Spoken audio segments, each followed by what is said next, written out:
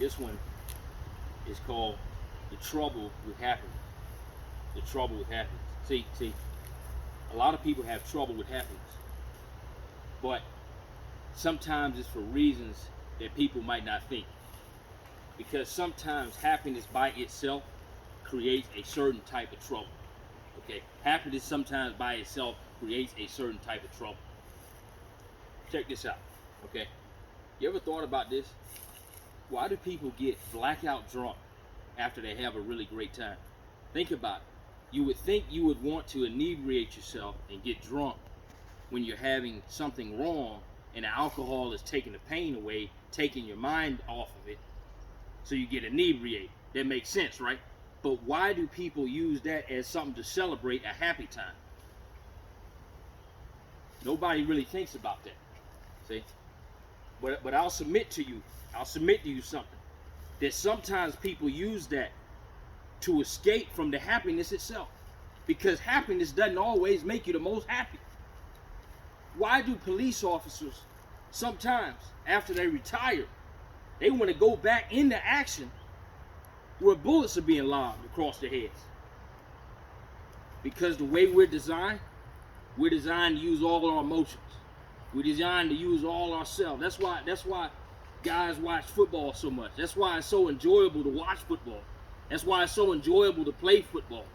You know, when you go out there, every time you go out there, you're risking getting hurt. You're risking getting cracked. But you do it anyway because of the adrenaline rush. Because it's something about being in high school, it's something about being in college and using everything you got to get on that line and get the football across in the end zone. It's something about it. It's how we design. That's how God made us. And sometimes you can trick yourself by trying to always be happy. See the way Christ created us. Check this out. In Colossians 1, okay, Colossians 1, 16 and 17, they both kind of say this, that all things were created through Christ. Okay, all things were created through Christ. So Christ, when he redeems you, he restores you to what he originally created you to be. See, check this out.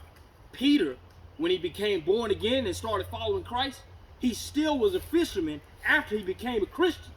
Okay, he just became a fisherman of men. See, check this out. Paul was a hype man that rounded people up when he was Saul and had Christians killed. He was an organizer. But yet when he got saved, he did the same thing just with Jesus. When Jesus comes in and transforms you, he brings you to your whole self. He brings you to your whole self. We have many different emotions that we want to feel and experience. The way we're designed, we want to do purpose. We want to sacrifice. We want to be in the grind. That's why we like sports so much. That's why we like playing it so much. That's why we like getting on that field. That's why we like getting dirty. You know? Otherwise, you will be content just being on the couch. And who's content doing that? Who's content doing that? Almost nobody. God will even, check this out. For the sake of you becoming your whole self, God will let you be in bondage and take away your freedom so that you can work on yourself and be who he has created you to be. I would rather be in bondage and be my whole self than be free and not be who God wanted me to be.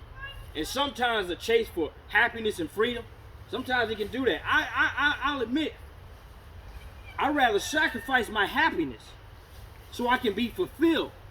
I'd rather experience pain and not be happy sometimes than be happy all the time and not grow and develop and mature into Christ when he made me to be.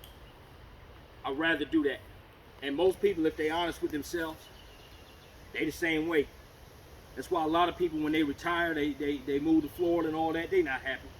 A lot of people, millionaires, they retire, they got all the money in the world, they not happy. Because they chasing that fulfillment. That's how we design. That's why in Luke 10:27 he says, to love the Lord thy God with all your heart, mind, soul, and strength. And take all your emotions to do that. And when you're chasing happiness, you can blindside yourself to the whole self that Christ wants you to be. So that's all I got for the day. And I'll see y'all next week. Peace.